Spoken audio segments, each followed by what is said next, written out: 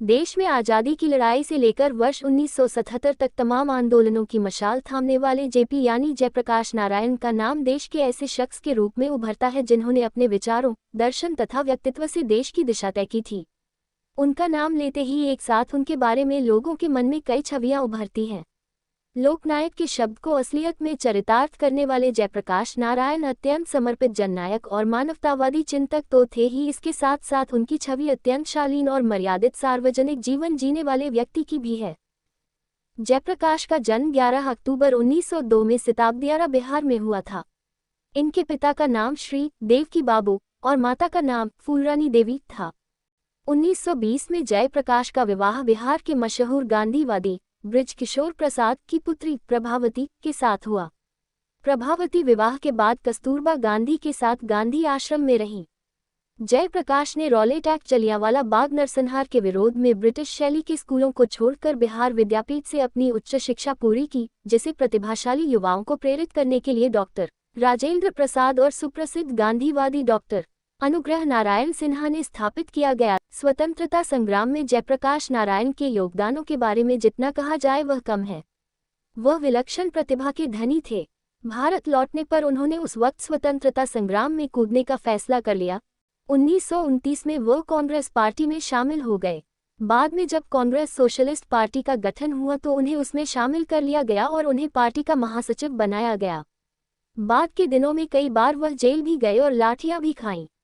गांधी जी के करो या मरो के नारे को उन्होंने हमेशा याद रखा। इन्हीं लोगों के अथक प्रयास के बाद 15 अगस्त 1947 को हम आज़ाद हो गए। लेकिन जयप्रकाश जी की मुख्य भूमिका इसके बाद शुरू होती है। बिहार में उन्होंने विनोबा भावे के सर्वोदय आंदोलन के लिए जीवन समर्पित करने की घोषणा की और 1957 में उन्होंने लोकनीति के पक्ष में राजनीति छोड़ने का फैसला किया। लेकिन 1960 के दशक के अंतिम भाग में वह राजनीति में फिर से सक्रिय हो गए। बाद के दिनों में भारतीय राजनीति में फिर से उनकी दमदार वापसी हुई और संपूर्ण क्रांति के नारे के साथ वह पूरे राजनीतिक पटल पर छा गए। संपूर्ण क्रांति, सिंहासन खाली करो की जनता आती है। 5 जून 1975 की विशाल सभा में जेपी ने पहली बार संपूर्ण क्रांति के 2 शब्दों का उच्चारण किया था। ये क्रांति उन्होंने बिहार और भारत में फैले भ्रष्टाचार की वजह से शुरू की। लेकिन बिहार में लगी चिंगारी कब पूरे भारत में फैल गई पता ही नहीं चला। बिहार से उठी संपूर्ण क्रांति की चिंगारी देश के कोने कोने में आग बनकर भड़क उठी। इस दिन अपने प्रसिद्ध भाषण में जयप्रकाश ने कहा था कि भ्रष्टाचार मिटाना, बेरोजगारी दूर करना, शिक्षा में क्रांति लाना आदि ऐसी चीजें हैं जो आज की व्यवस्था से पूरी नहीं हो सकती, क्योंकि वह इस व्यवस्था की ही उपज है। वह तभी पूरी हो सकती है जब संपूर्ण व्यवस्था बदल दी जाए और संपूर्ण व्यवस्था के परिवर्तन के लिए क्रांति यानी संपूर्ण क्रांति आवश्यक है। उस समय इंदिरा गांधी देश की प्रधानमंत्री थीं। जयप्रकाश जी की निगाह में प्रधानमंत्री इंदिरा गांधी की सरकार भ्रष्ट व अलोकतांत्रिक होती जा रही थी। 1975 में निचली अदालत में इंदिरा गांधी पर चुनावों में भ्रष्टाचार का आरोप साबित हो गया और जयप्रकाश ने उनके इस्तीफे की मांग की। उनका साफ कहना था कि इंदिरा सरकार को गिरना ही होगा। तब इंदिरा गांधी ने राष्ट्रीय आपातकाल की घोषणा कर दी और जेपी तथा अन्य विपक्षी नेताओं को गिरफ्तार कर लिया। तब दिल्ली के रामलीला मैदान में 1 लाख से अधिक लोगों ने जयप्रकाश नारायण की गिरफ्तारी के खिलाफ हुंकार भरी थी। उस समय आकाश में सिर्फ उनकी ही आवाज सुनाई देती थी।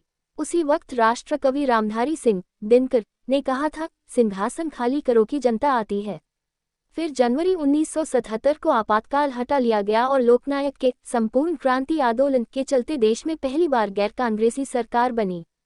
इस क्रांति का प्रभाव न केवल देश में बल्कि दुनिया के तमाम छोटे देशों पर भी पड़ा था। वर्ष 1977 में हुआ चुनाव ऐसा था जिसमें नेता पीछे थे और जनता आगे थी। ये जेपी के ही करिश्माई नेतृत्व का असर था। 8 अक्टूबर 1979 को जेपी ने पटना में अंतिम सांस ली। मरणोपरांत 1998 को भारत सरकार ने जेपी को देश के सर्वोच्च सम्मान भारत रत्न से भी सम्मानित किया।